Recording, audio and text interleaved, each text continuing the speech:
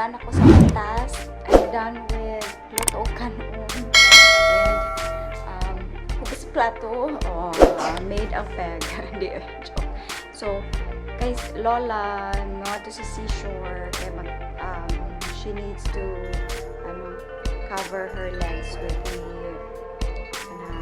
sandbar. Kaya it's therapeutic.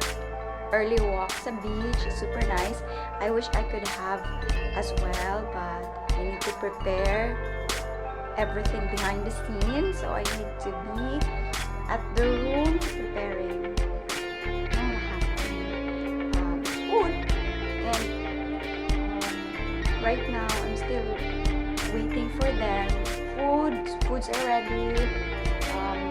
But we're going to eat lunch later sa resto because we're having a land tour, charot. And then after that, diretso na kami sa Cebu. Uwi na kami.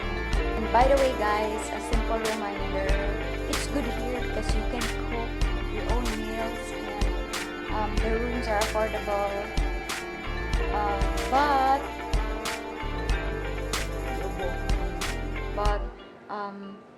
you can cook, but you can buy your own gas.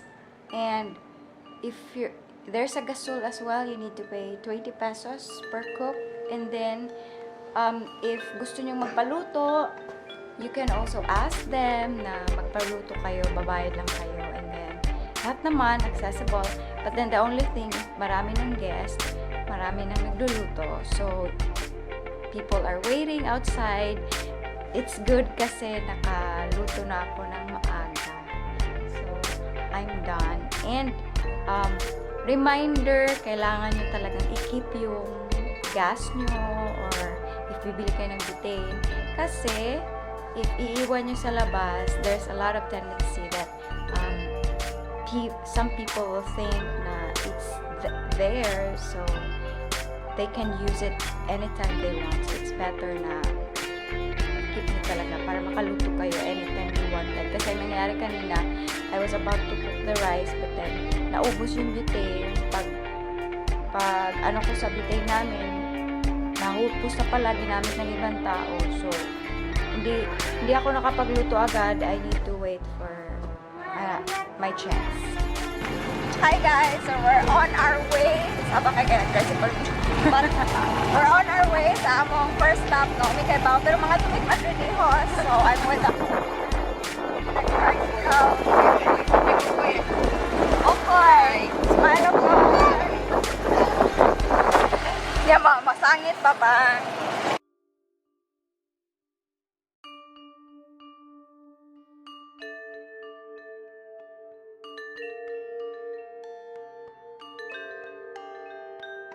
We just arrived sa Madridejos. Manood mi sa Madridejos.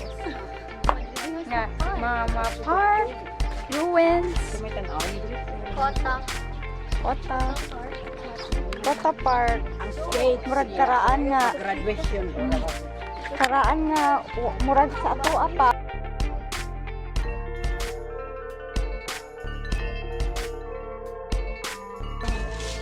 Well, laisyon sa naman.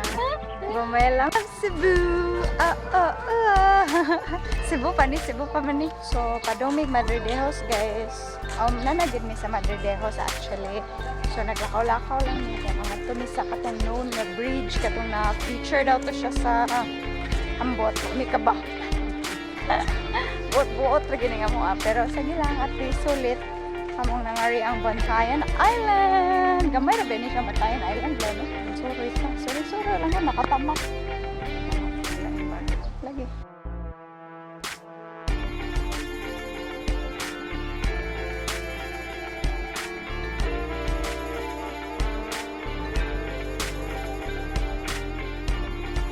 Grabe ka, hangin na. Ate Ella, ayaw. Hadlok, Ate Ella, hadlok. May tubig! Si ate na sa iyo. Daghan lang yung lumot diri guys.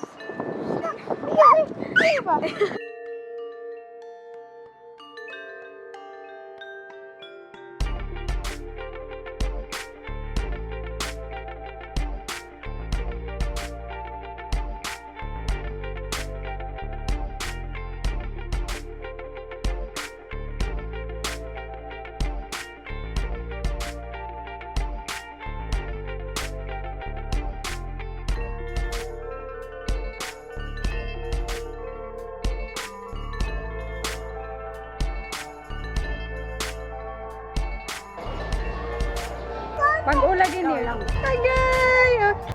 Ala, nindot diha. After me nag-church guys, nagkot me, and then karon na mi sa mangrove. Balik mi kay sila si Tia, wala pa naka-ari. Then amo lang silang gihapit. Then after lunch, dayon mag-butterfly mi.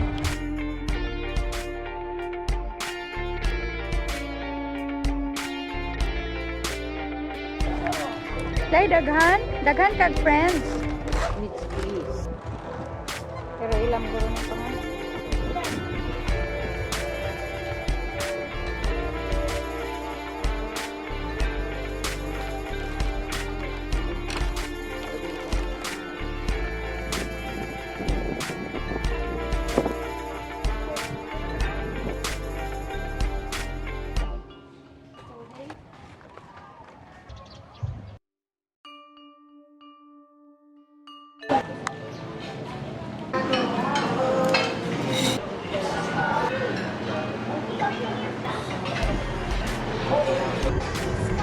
So sa barko guys, pag uli 1 hour and a half, and then karon adong mi uli sa main Cebu.